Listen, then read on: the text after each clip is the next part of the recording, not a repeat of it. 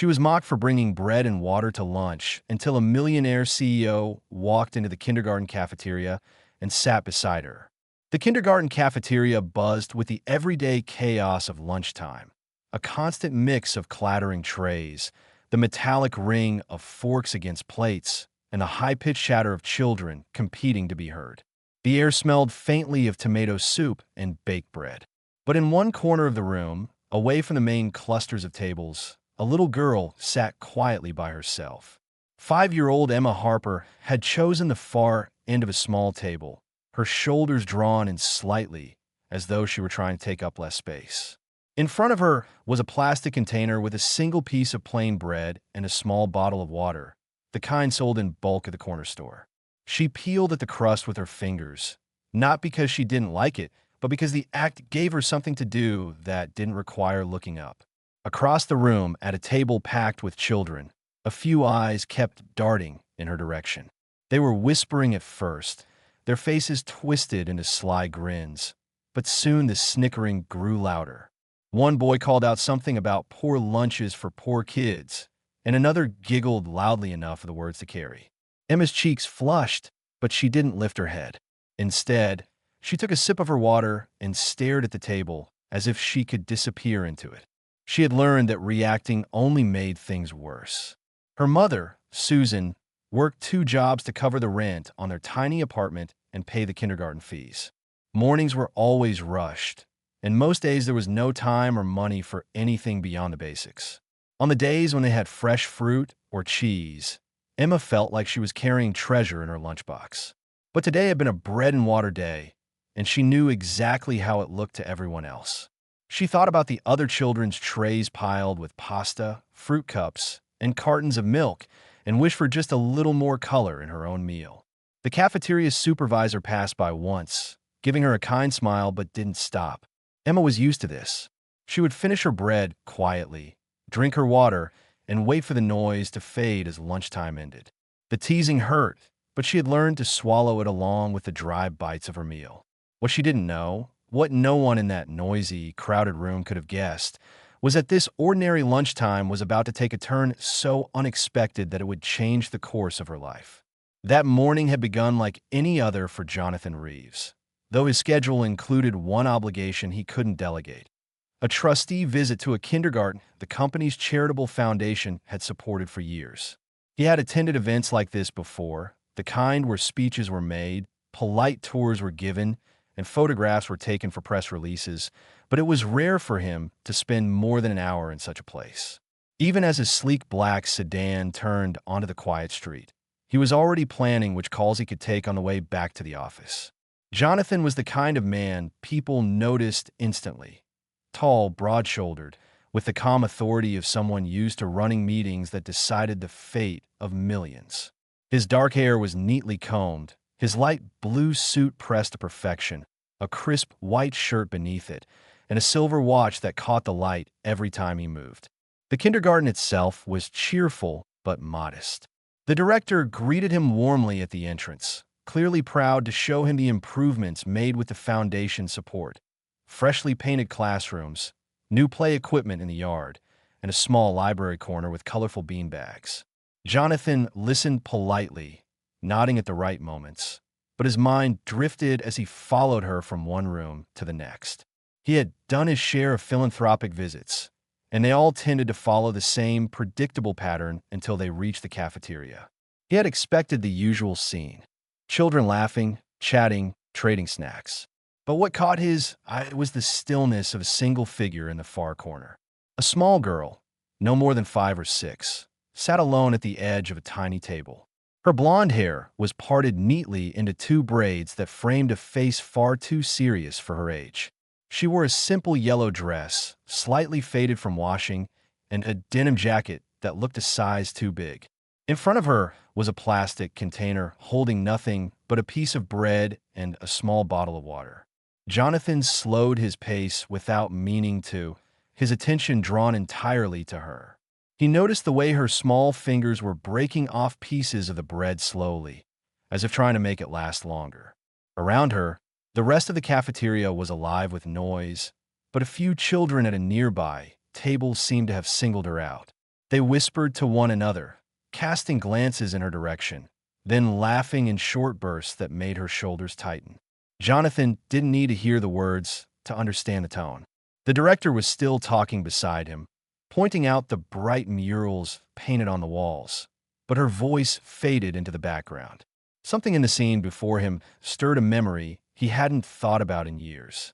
The image of himself as a boy sitting at a cafeteria table with a lunch that didn't match anyone else's, feeling the same kind of invisible weight pressing down. He realized he had stopped walking, and the director turned to him with a polite question he didn't hear. His focus was locked on the girl in the corner, and in that instant, the rest of the tour seemed irrelevant.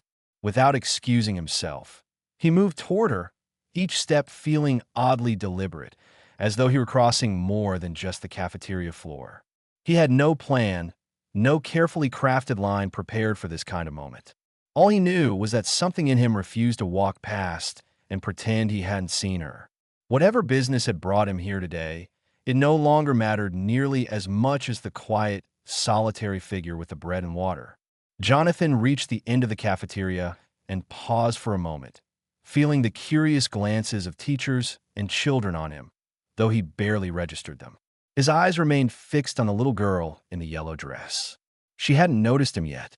Her attention was on the small crumbs she was picking from her bread, her movements slow and deliberate, as if eating too quickly might make the moment end before she was ready. He could see the faint tension in her shoulders, the way she hunched slightly over the table as though bracing herself against the noise and stares that surrounded her. The room was full of laughter and conversation, but the air around her seemed still, almost separate from everything else.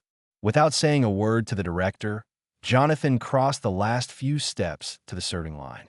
The cafeteria worker blinked in surprise when he, dressed in a tailored suit, picked up a plastic tray like every other child in the room. He scanned the options quickly, choosing a balanced lunch: pasta, fruit, a carton of milk, not because he was hungry, but because it would let him sit at the same table without drawing attention to her meager meal. Tray in hand, he turned toward the far corner, aware that the room had grown quieter. It wasn't silence exactly, but the pitch of the chatter had changed, as though the children were trying to make sense of why a man like him was walking toward the girl they so often ignored or teased. When he reached the table, he set his tray down gently beside hers. She looked up in surprise, her large blue eyes widening slightly, as if she couldn't quite believe he was standing there. Up close, he noticed the faint paleness in her cheeks, the kind that comes from skipped meals, and the careful neatness of her braids, which told him someone had taken the time to make sure she looked cared for, even if other parts of her life were harder. He crouched down so his gaze met hers directly, and his voice softened in a way it rarely did in boardrooms. "I mind if I sit here?"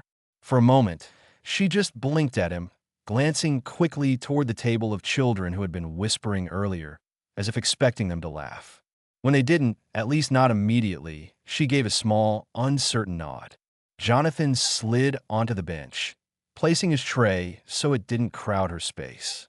He picked up his fork and began eating casually, as though this were the most natural arrangement in the world. The children who had been mocking her were now watching openly, their earlier smirks replaced with confusion.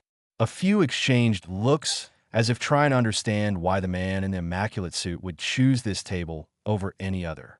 The teacher seemed equally puzzled, though no one interrupted.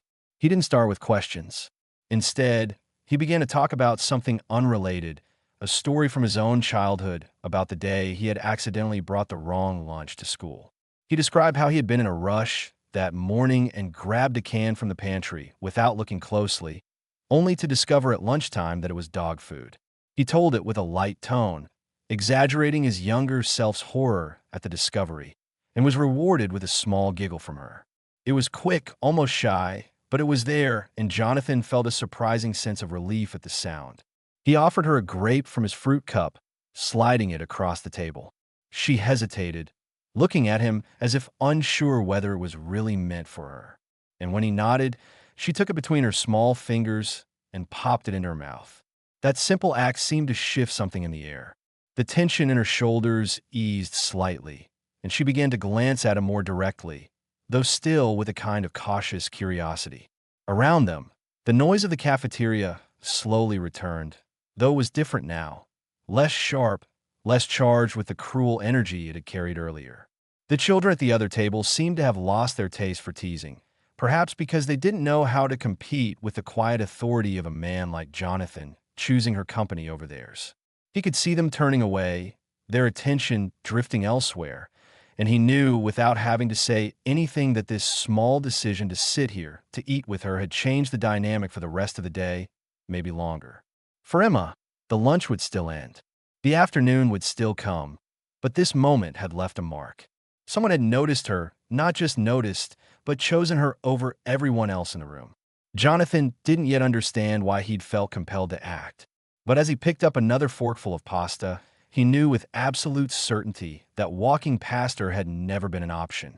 As the noise in the cafeteria swelled back to its usual hum, Jonathan found himself studying the girl more closely. She had a way of holding herself that was both guarded and polite, as if she had learned that the safest way to get through the day was to take up as little space as possible. He didn't want to overwhelm her with direct questions, so he steered the conversation toward light, safe topics.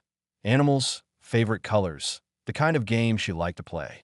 She answered in short sentences at first, her voice soft, almost testing the air to see if it was safe to speak.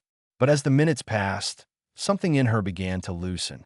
She told him about how she liked to draw flowers in the margins of her notebooks, about the swing in the playground that went higher than the others, and about a book her teacher had read last week that she wished she could take home. Jonathan listened intently, nodding and smiling in the right places. But more than her words, he noticed the subtle shifts in her expression.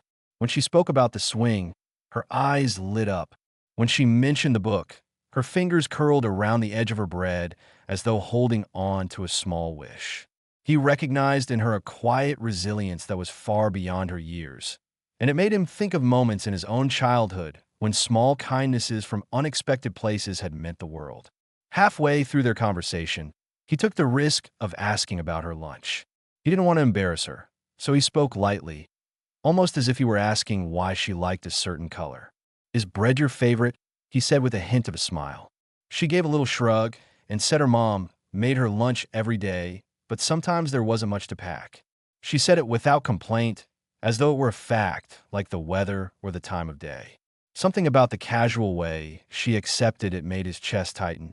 He told her another story, this one about a time when he had traded half his lunch for a friend's cookie, only to realize later that the friend had given him the last thing he had to eat that day.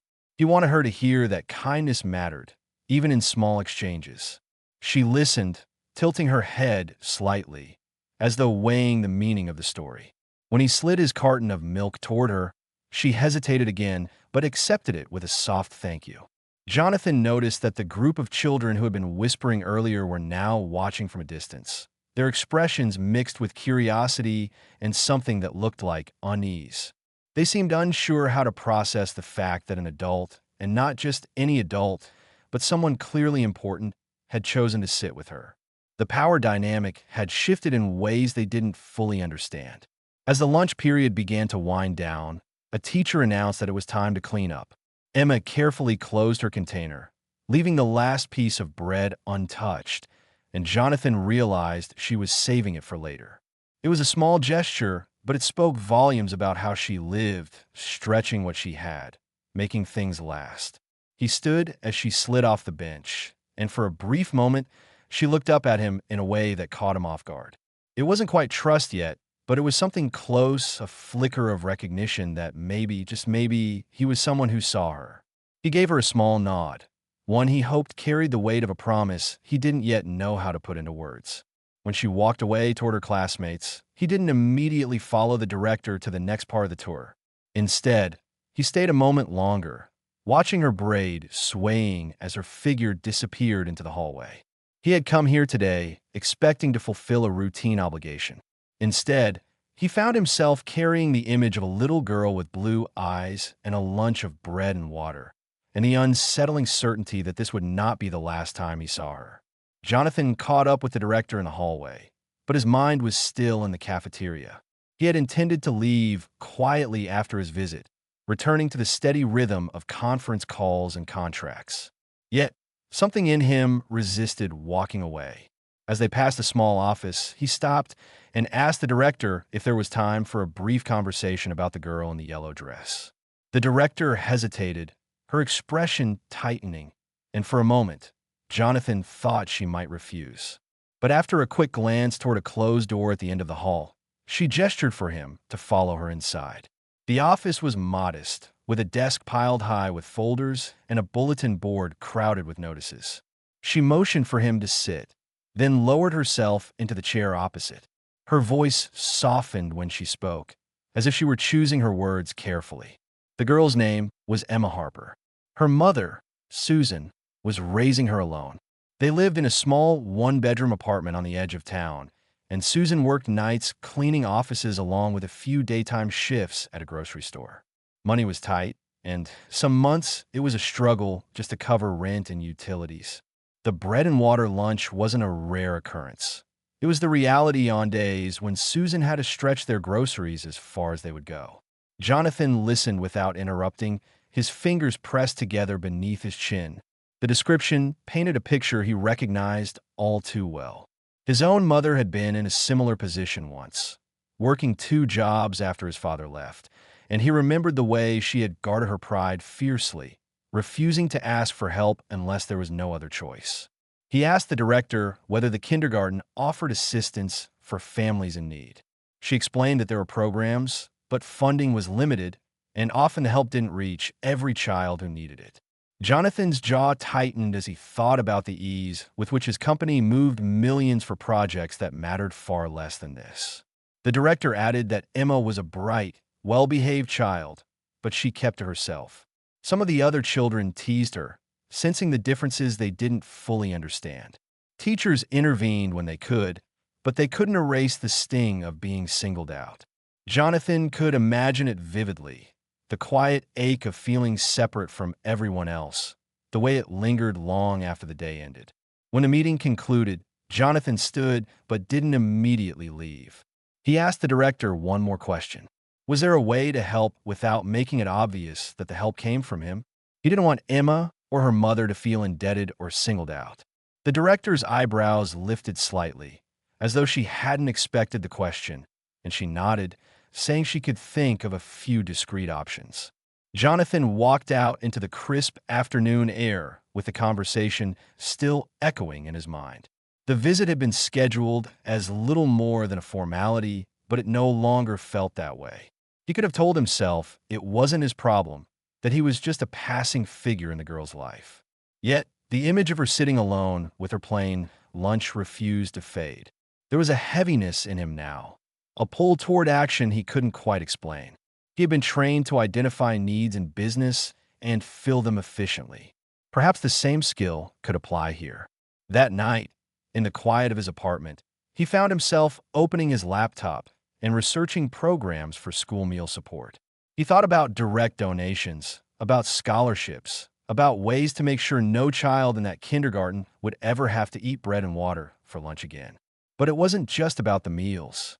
It was about the dignity that came from knowing you were seen, that someone cared enough to change your circumstances without demanding anything in return. He realized with a certainty that startled him that he was already past the point of simply walking away. Emma Harper, a 5-year-old stranger he had met only hours before, had somehow become the center of a decision that might alter both their lives. Jonathan's decision to help Emma and her mother began quietly, almost invisibly, as though he were slipping threads into the fabric of their lives without drawing attention to the weave. The morning after his visit to the kindergarten, he called his personal assistant and instructed her to prepare a transfer to the school support fund. It wasn't a token amount meant for a photo opportunity. It was enough to guarantee that every child enrolled would have access to free breakfasts and lunches for the next 3 years. He emphasized that the donation should be anonymous and that no public acknowledgement was to be made. For him, the point wasn't recognition. It was to ensure that no child, and especially no small girl with braids and blue eyes, would have to face a lunch of bread and water again. But that was only the beginning. Jonathan knew that food security at school was one thing. Stability at home was another. Through discreet channels, he learned more about Susan Harper's situation. Her night job cleaning offices paid poorly, and her grocery store shifts were unpredictable. There were months when she worked 70 hours and still barely covered her bills. Jonathan could have written a check to cover her expenses, but he understood the danger of one-time relief. It didn't solve the root of the problem. Instead, he began working with the HR department at his company to create a new position, one that would fit her skills, offer consistent hours, and come with benefits. When the job posting appeared, it was sent directly to her through a recruiter who described it as a community partnership initiative. She had no idea that the man who had shared lunch with her daughter was the same man opening this door for her. While those plans moved forward, Jonathan found himself thinking about Emma more often than he expected. He arranged his schedule so that he could occasionally drop by the kindergarten under the guise of checking on the foundation's projects. On those visits, he would spot her in the playground or in the reading corner, usually with a book in her lap, her expression absorbed. He never lingered long enough to make it obvious, but each time he saw her, he felt that same pull he had experienced in the cafeteria, an instinctive need to make sure she was safe, that her small world was growing rather than shrinking. One afternoon, about 2 weeks after their first meeting, Jonathan returned to the school with a delivery. It wasn't a lavish gift, just a collection of art supplies, colored pencils, sketch pads, and watercolor sets labeled for the entire class. He remembered her telling him she liked to draw flowers. And while the gift was for everyone, he knew she would find herself among the colors and paper. From the window of his car as he left, he caught a glimpse of her holding a fresh sketch pad, her fingers tracing the cover like it was something rare and delicate. Even as he moved forward with these acts, Jonathan wrestled with an unfamiliar caution. In business, his moves were bold and direct, designed to be noticed. But here, he wanted the opposite. He knew how pride could harden into resistance, especially for someone like Susan, who was carrying the weight of raising a child alone. He also knew that children sense the difference between charity offered out of pity and help offered out of respect. Every decision he made had to come from the latter. By the end of the month, Susan had been interviewed for the position he had created and offered the job. She accepted with relief, seeing it as a long, overdue piece of good fortune. With steady hours and a fair salary, she was able to leave her night cleaning job. And for the first time in years, she was home to read to Emma before bed. Jonathan learned of this from the school director, who mentioned how much happier Emma seemed in recent weeks. He didn't take credit. Instead, he filed the information away like a quiet victory, the kind that didn't require applause. Still, Jonathan was aware that money and resources could only do so much. What he had seen in that cafeteria was more than hunger. It was isolation. That was harder to mend, and it wasn't something he could fix from the shadows forever. He didn't yet know how or when, but a part of him was already planning for the moment when Emma would understand that the man who had sat beside her with a tray of pasta wasn't just a stranger passing through her life. He was someone who had decided in that single moment to step into it and stay. It was a Saturday afternoon when Jonathan visited Susan's apartment for the first time. The visit wasn't planned as a grand gesture. He had stopped by to drop off some paperwork for her new job that required a signature, and she had invited him in for coffee. The building was old but clean, the kind of place where tenants looked after what little they had. Inside, the space was small but orderly, with a single living room that doubled as a dining area and a narrow hallway leading to the bedroom Emma and her mother shared. The scent of fresh laundry hung in the air, and on the wall above a small bookshelf were several framed photographs. Moments of a life Jonathan knew nothing about. As Susan poured coffee, he let his eyes wander, drawn to a particular picture in a simple wooden frame. It showed a younger Susan smiling broadly, her arm around another woman whose face jolted him with recognition. He stepped closer, studying the features he hadn't seen in years. The dark hair, the familiar eyes, it was his half-sister, Laura. They shared the same father, a man who had been distant in both of their lives. And though Jonathan had seen her at family gatherings in his youth, they had lost touch long ago. The realization hit him with the force of a physical blow. He turned towards Susan, his voice quieter than before, and asked about the woman in the photograph. Susan's face shifted, her expression caught between hesitation and resignation. She explained that Laura was her best friend for many years and, more importantly, Emma's aunt. Jonathan's mind reeled as he pieced the connection together. Laura was his sister, which made Susan her close friend, and if Laura was Emma's aunt, that meant Emma was his niece. The math was simple, but the emotional impact was anything but. Susan sat down opposite him, her hands wrapped around her mug, and told the rest of the story. Years earlier, Laura had introduced her to Jonathan's father's side of the family, though the connections were complicated and strained.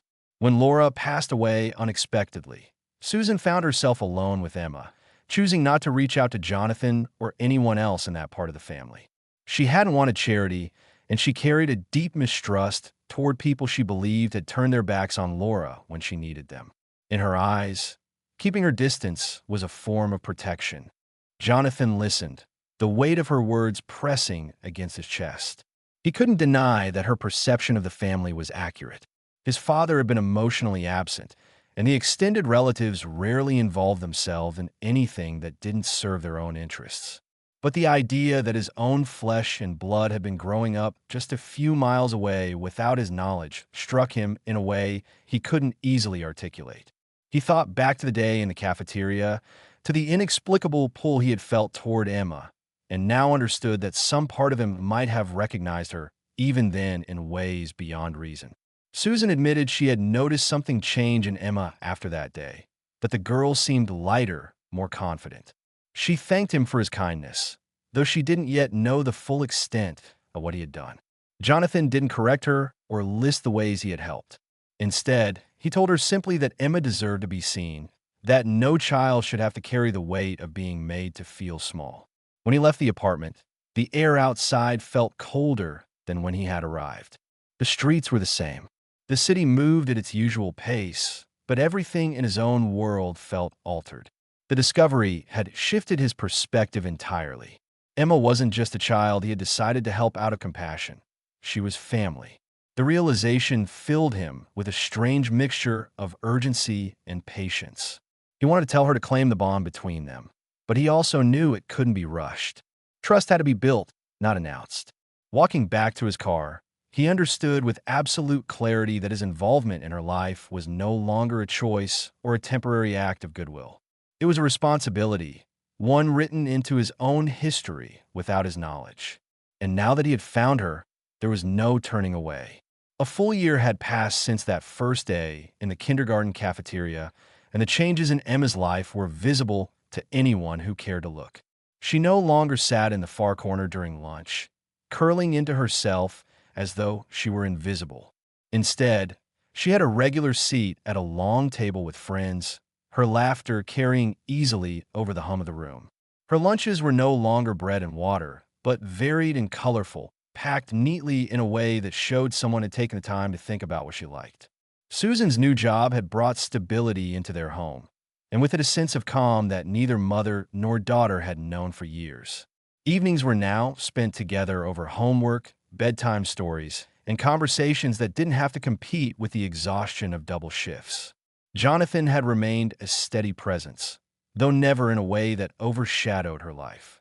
He visited often enough for Emma to grow accustomed to him, to expect him, but not so often that it felt unnatural or forced. Over time, she had stopped glancing at him with the cautious uncertainty of their first meeting and started greeting him with the open warmth of someone who knew she was safe in his company. There were small milestones. Her excitement when she showed him her first watercolor painting, her quiet pride the day she learned to read a full book on her own, and the way she began to tell him stories about her dreams for the future, as if he were someone who might help make them real. The question of when and how to tell her the truth about their connection had been a constant weight on Jonathan's mind. He knew there would be no perfect moment, no scenario in which such a revelation would be simple. But he also knew that trust was something she had to feel before she could fully understand. One evening in early autumn, with the air carrying the faint scent of fallen leaves, he found himself walking with her through the park near her home. She was holding his hand loosely, talking about the animals she'd seen at school that day, when he realized he couldn't keep the truth to himself any longer. He told her about Laura, about his sister, her aunt, and about how he had only recently learned who she was. He spoke gently, giving her space to ask questions. At first, she was quiet, processing his words, and then she asked if that meant they were family. When he said yes, she studied his face for a long moment before nodding, as if something she'd been unsure of had just fallen into place. She didn't say much after that, but when they reached her building, she leaned into him for a hug that lingered longer than usual. Months later, they found themselves in the same kindergarten cafeteria where everything had started.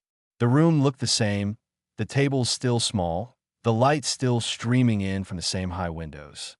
But for Jonathan, it felt like stepping into another lifetime. Emma was no longer the solitary figure in the corner. She was at the center of a table, animated and engaged, her friends leaning in to listen as she spoke.